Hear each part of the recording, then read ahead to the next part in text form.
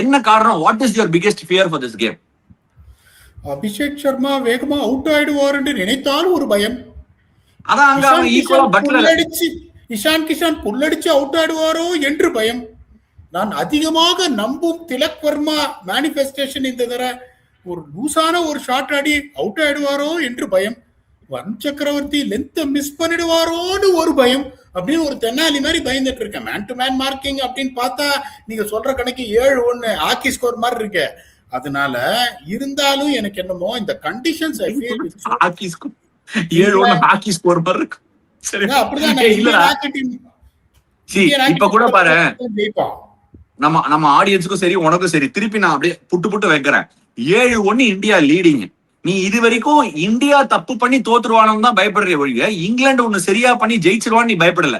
அதாவது இங்கிலாந்து மேல உனக்கு நம்பிக்கை இல்ல, இந்தியாவுக்கு பேட் டே அறிந்துருமோன்னு ஒரு பயம். அப்படிதானே?